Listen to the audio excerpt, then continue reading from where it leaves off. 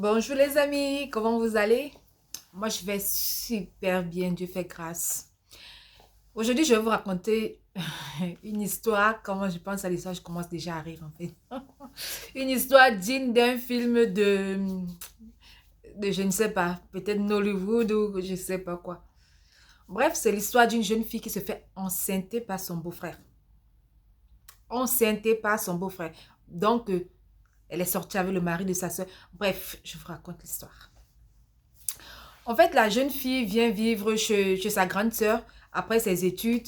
Elle vient vivre chez sa grande sœur qui avait commencé un travail et qui avait deux enfants à la maison. Sa grande sœur, vu que c'était juste un petit job, elle a dit à sa petite sœur, est-ce que tu peux venir m'aider à prendre soin des enfants pendant, comme tu es à la maison, tu ne fais rien. Est-ce que tu peux venir m'aider à prendre soin de mes enfants en ville pendant que je m'avais travaillé? Et donc, la petite, elle était contente de venir en ville. Et c'est comme ça, elle est arrivée, tout se passait bien avec le beau-frère qui était son tonton, qu'elle appelait même tonton, qu'elle respectait beaucoup. Il amenait souvent, il sortait souvent avec des enfants, comme la dame n'avait plus le temps. Quand il voulait faire les sorties avec les enfants, aller au manège, aller à la boulangerie, quand il voulait faire plaisir aux enfants, ils allaient ensemble. Donc elle aussi, elle découvrait la ville. Il lui faisait les petits cadeaux aussi, il lui a renouvelé la garde-robe et tous ces trucs. Bref, il était très gentil avec sa belle-sœur. Et sa sœur, maintenant, son job, parfois, ça l'amenait à voyager. Il fallait qu'elle voyage pour un, deux jours. Et même quand elle partait travailler, elle rentrait parfois super tard. Soit elle faisait le service de car, c'est-à-dire soit 6 heures, de 6 heures, 7, 14, 14, 22, les trucs comme ça. Et donc la fille restait à la maison avec son beau-frère et les enfants. Donc pendant ce temps-là, c'était elle qui était la mère de la famille, quoi. C'était elle qui préparait, c'était elle qui faisait à manger pour les enfants, c'était elle qui lavait les enfants, qui prenait soin de toute la famille. Et donc, sa sœur, sa sœur à un moment constate que la petite a changé. La petite, elle avait 18 ans. Ça, elle constate que la petite a changé. Elle dit, mais qu'est-ce qui se passe? Elle fait venir sa petite sœur. Elle lui dit, je constate que tu es bizarre. Je ne sais pas ce qui se passe. Est-ce que tu es malade? Tu as un problème? Elle devenait triste. Parfois, elle dormait beaucoup. Parfois, elle était très en colère. Parfois, elle boudait. Parfois, sa sœur ne comprenait pas. Sa sœur lui a dit, comme je ne suis pas souvent là, je ne sais pas s'il se passe quelque chose. Est-ce que quelque chose ne va pas à la maison quand je ne suis pas là? Elle lui dit, non, tout va bien. Pourquoi tu es donc triste? Sa sœur a commencé à se dire sûrement, elle a rencontré quelqu'un, elle a rencontré un gars, c'est une fille de 18 ans. C'est vrai qu'elle était un peu trop cachotière, sournoise, elle ne disait pas ces choses à sa sœur. Même quand sa sœur essayait un peu de demander, sa sœur essayait un peu de piquer pour qu'elle raconte un peu, pour connaître au moins la vie de sa petite sœur, quoi. Elle n'arrivait vraiment pas à tirer quelque chose parce que la fille était très sournoise. Elle s'est donc dit, bon, c'est pas grave, sûrement elle soit avec quelqu'un de son âge. Et donc, même quand la fille devenait, parfois elle restait enfermée dans la chambre et tout, elle avait honte de sa grande soeur. Quand sa grande soeur arrive, elle part s'enfermer. Sa grande soeur se disait sûrement, elle a un gourmet. Genre, elle a un petit ami qui l'a un peu brisé le cœur, ou peut-être qui. Elle a les problèmes, elle a les soucis de couple, de cœur, quoi. Sa soeur n'a pas essayé de penser, elle n'a même pas pensé une seule seconde que ça pouvait être ce que c'était. Elle n'a pas vu ça venir, en fait. Elle n'a rien vu venir. Donc, à chaque fois, même, elle se moquait souvent de la petite. Ah, le petit gars là, je vois qu'il te fatigue beaucoup, hein. Le petit gars là, je vois qu'il t'embrouille. Et parfois, on dit, fais ça. Parfois, elle est distrait. Parfois, elle n'est pas dormir. Elle lui dit, c'est sûr que tu causes la nuit. Tu passes toute la nuit à causer avec ton petit ami. C'est ça, non? C'est pourquoi le matin, tu dors comme ça, on te réveille, même tu ne te réveilles pas. Après, non, elle a vu que ça continuait. La petite devenait de plus en plus faible. Les nausées. Quand elle a vu la petite a commencé à vomir, elle lui a dit, mais non, quelque chose ne va pas. Elle appelle sa petite soeur et dit, dis-moi la vérité. Qu'est-ce qui ne va pas? Tu es enceinte? La petite a d'abord nié. Elle a nié, non, je ne suis pas enceinte et tout, et tout, et tout. Et elle a même essayé d'enlever par derrière. Comme elle disait que ce n'était pas la grossesse, elle a essayé d'avorter. Seulement qu'elle n'a pas pu. Vous savez, il y a les enfants ici dehors. Les enfants, je ne sais pas si vous les appelez les enfants résistants ou les enfants sorciers. Les enfants qui signent indien, quoi. Signent gangan, comme on dit souvent. L'enfant est là, tu bois tous les médicaments. L'enfant te dit, je ne sors pas. Tu fais n'importe comment, l'enfant te dit, je ne sors pas. Et ce genre d'enfant-là, si tu es sage, il faut le laisser. Il faut le laisser. Parce que si tu insistes, il peut partir avec toi. Toi-même, tu peux mourir comme ça. Tu peux laisser ta vie gratuitement. Ce genre d'enfant-là, il faut laisser. Si tu essaies d'enlever une, deux fois que ça ne marche pas, abandonne. Prépare seulement ta liette. Et donc, c'est comme ça qu'elle a essayé d'enlever. C'est pas passé, ça n'a pas marché la première fois. Elle a essayé, ses copines, elle a demandé à une voisine qui était sa copine. La copine a donné une astuce, ça n'a toujours pas marché. Et donc, elle est finalement allée voir le mari de sa soeur. à qui elle a expliqué la situation. Ouais, tonton, je suis comme ça, comme ça, comme ça. Tonton dit, ça se passe comment? Tu veux faire quoi? Tu vas enlever? Oui, ok. J'ai pas l'argent maintenant, mais le mois prochain, je vais te donner l'argent. Tu vas faire ça vite. Tu vas enlever ça vite fait. Et donc, avant, là, c'est là que la grande se rend compte. Elle se rend compte donc qu'il y a la grossesse et tout et tout. La petite a nié, mais elle a laissé quelques temps, le temps de bien observer la petite. Là, un jour, elle appelle la petite, elle dit qu'ici, là, tu es enceinte. On va faire le test de grossesse. Elle est partie en pharmacie, elle a acheté le test de grossesse. Elle dit à sa petite, tu vas faire ça devant moi. Tu es chez moi, tu es responsable, je suis responsable de toi en fait. Tu es sous ma responsabilité. Donc si tu es enceinte, je dois savoir. La petite refuse. C'est comme ça qu'ils ont fait le test de grossesse. Eh bien, la petite est enceinte. Elle a commencé à crier, elle a commencé à gronder l'enfant. Pourquoi tu me mens? Machin, machin, tu as combien de mois? Cela est dit il y a 2 mois de grossesse. Ok. Tu es enceinte, tu as 18 ans. Vu que tu fais déjà sans protection et tout, tu vas assumer. Sa soeur lui a dit, moi, je suis chrétienne. On n'avorte pas dans ma maison. Soit tu vas rentrer accoucher au village, si tu veux accoucher ici, il n'y a pas de problème. Comme c'est ici que tu as conçu, sûrement le père de l'enfant à côté. Tu vas juste assumer. Mais en tant que ton parent, il faut que je voie le garçon. Parce que généralement, comment c'est chez nous quand une fille est enceinte, qu'est-ce que le parent fait? Le parent convoque, on convoque le jeune homme, on essaie de demander quelles sont ses intentions. Est-ce que tu vas l'épouser? Est-ce que c'est juste la mère de ton enfant? C'est vrai qu'elle est encore jeune, elle a juste 18 ans.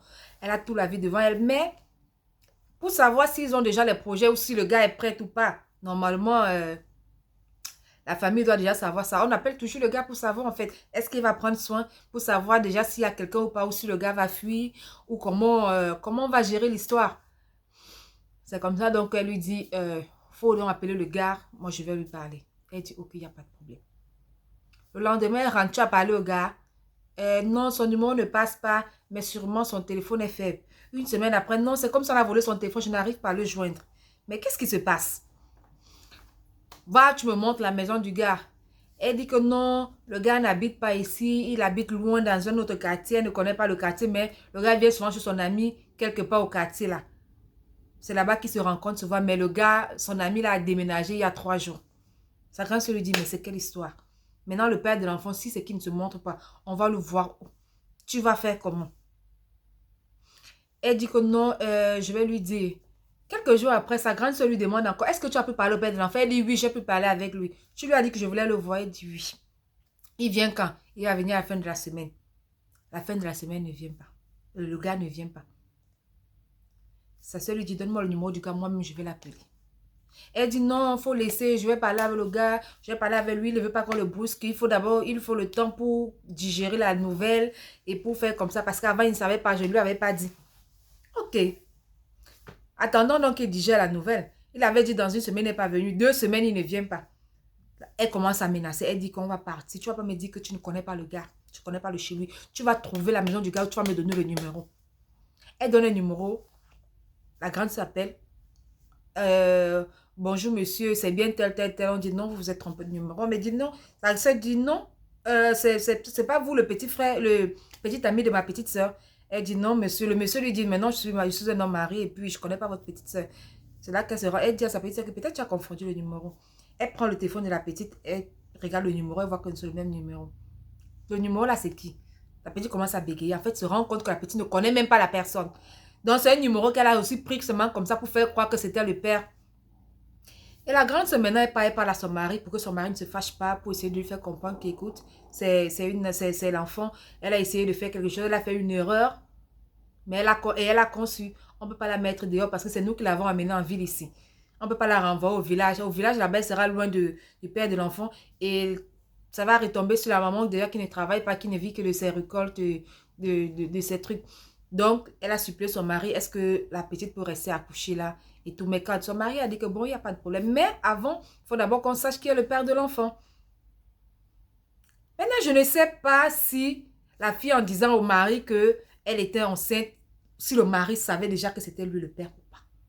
Ça, on ne sait pas. Donc, un jour, à 3 mois de grossesse, 3 mois et demi, elle a coincé sa petite soeur. Le mari était parti. Le mari était allé au travail. Elle a coincé sa petite soeur dans la chambre. Elle a pris un long fouet comme ça là. Elle lui dit, tu crois que je suis bête? Tu crois que moi, je n'ai pas eu ton âge? Tu veux m'embrouiller? Tu vas me dire qui est le père de l'enfant là. Dans sa tête, c'est quoi? C'est peut-être soit un petit jeune qui est élève, qui n'a pas, ou peut-être même, à un moment, elle s'est dit, peut-être c'est un vieux. Genre, c'est un vieux et sa petite soeur a honte de venir avec le père. Genre, peut-être on l'a embrouillé, le vieux lui a peut-être donné l'argent, a fermé ses yeux. Dans sa tête, c'était ça. Elle dit à sa petite soeur que tu vas me dire qui est le père de l'enfant, sinon je vais te frapper avant de te mettre dehors. C'est comme ça, la petite commence à pleurer. Elle commence à pleurer. Elle dit non, faut appeler tonton d'abord. Tu appelles tonton pourquoi? C'est entre moi, c'est entre nous deux. Dis-moi d'abord, là, il sait comment je vais amener le truc vers mon mari. Moi, je saurais comment lui parler. Elle dit seulement que non, si tonton n'est pas là, elle ne parle pas. Tu veux que tonton parle, tu veux que tonton soit là, pourquoi? Ok, ça soit donc dit que le soir, je ne peux pas appeler tonton, je ne peux pas demander à mon mari de laisser le travail de venir. Ce n'est pas une urgence. Donc, quand il va finir le travail, quand il va rentrer le soir, on va reprendre cette discussion. C'est comme ça quand le gars rentre le soir, elle prend soin de son mari normalement. Elle lui donne, elle lui donne à manger et tout, et tout, et tout. Quand il finit maintenant de manger, elle lui dit, bon, chérie, voilà, il y a une histoire ici, voilà ce qui s'est passé. Moi, ce que j'ai compris, c'est que la fille ne veut pas nous dire qui est le père de son enfant.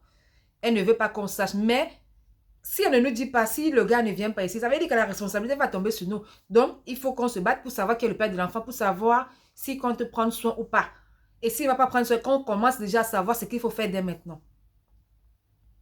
Elle dit qu'elle veut parler d'abord à tonton. Elle se lève, elle part. Tonton, elle dit que nous avait seulement parlé à tonton. C'est comme ça qu'elle part, sa soeur sort. Ok, parle donc à Tombo. Si c'est que tu ne veux pas me dire non, il n'y a pas de problème. Si, comme vous êtes souvent à la maison ensemble, peut-être vous avez une facilité de communiquer, vous communiquez facilement. Donc, vas-y, parle à Tombo. C'est comme ça qu'il commence à chuchoter, chuchote, chuchote, chuchote. Elle attend 10 minutes, 20, 30 minutes. Qu'est-ce qui se passe? Tu n'as pas encore fini? Non. Ok, moi, je vais entrer. Elle arrive, elle dit donc, qu'est-ce qui s'est passé? Les deux sont assis là, le mari assis de l'autre côté, la fille assise là. Le mari, il avait les sueurs froides. Il transpire à grosses gouttes comme ça là. Qu'est-ce qui se passe? Personne ne parle. Qu'est-ce qui se passe? Racontez-moi. Elle t'a dit quoi, chérie? Non, elle ne m'a rien dit. Mais si qu'est-ce qui ne va pas? Tu connais le monsieur, peut-être c'est un de tes amis. Non. C'est comme ça, son mari dit non, cette histoire, il faut laisser. Faut laisser, même si le gars ne se présente pas, c'est pas grave.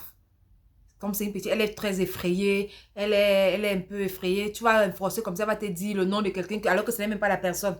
Donc, laisse moi-même, je vais m'occuper de cette histoire. Et même si le gars ne prend pas soin, il n'y a pas de problème, moi, je vais gérer. Donc, la grande soeur, qu'est-ce qu'elle fait? Elle se calme quand même. Déjà, c'est un soulagement parce que le gars a accepté que la fille accouche dans la maison. Il n'a pas chassé sa petite soeur. Et en plus, il lui dit qu'il va aider. Donc, pour elle, elle bavarde, elle bavarde, elle bavarde. Mais au moins, elle est soulagée parce que au moins, sa petite soeur ne va pas se retrouver dans la rue parce qu'après tout, c'est le chef de la maison. C'est lui qui prend les dernières décisions. Il peut dire qu'il ne veut pas de charge supplémentaire dans sa maison. Donc, comme son mari a dit calme-toi et tout, elle a laissé tomber. Le lendemain, maintenant, elle est rentrée du travail. Elle arrive dans la chambre. Elle surprend sa petite soeur au téléphone en train de murmurer.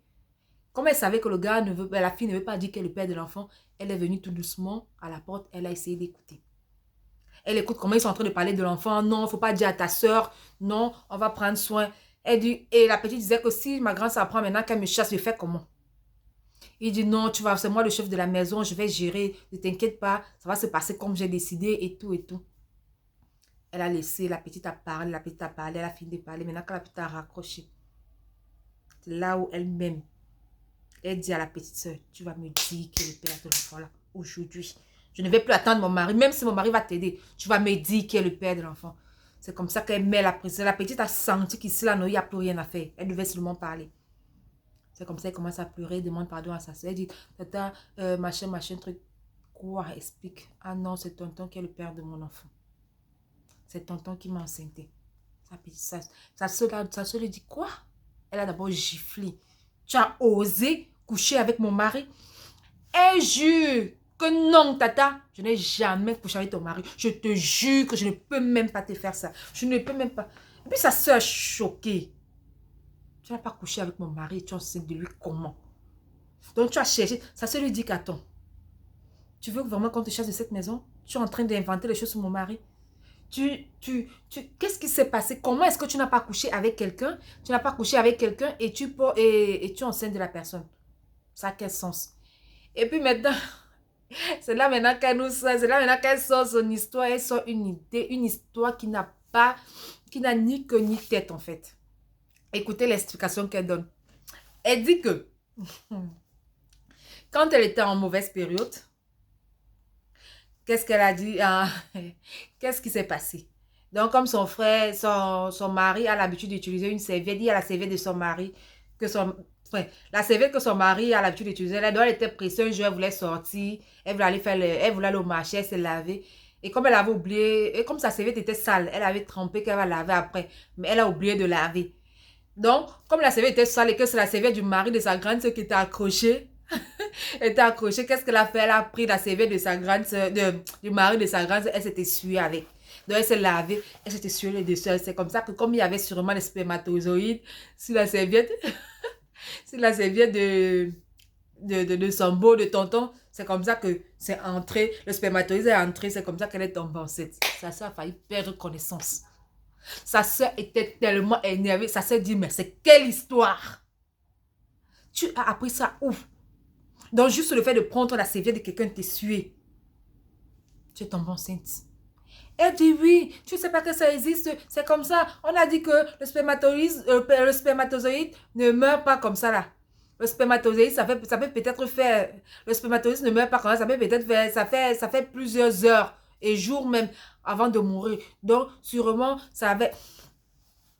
Cela, ça s'appelle son mari. Elle lui dit, pardon, rentre ici, là, c'est grave.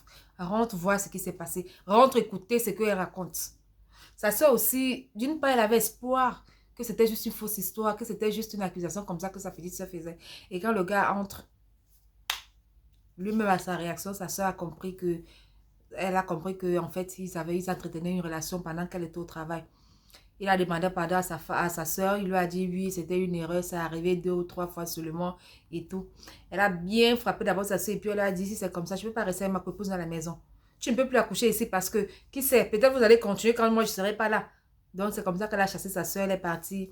Sa soeur est retournée au village. Sa soeur est retournée au village accoucher là-bas. Et bon, avec son mari, ils se sont disputés. Ça a fait des problèmes. Ils ont fait une réunion familiale. La famille a essayé de demander pardon à la grande soeur.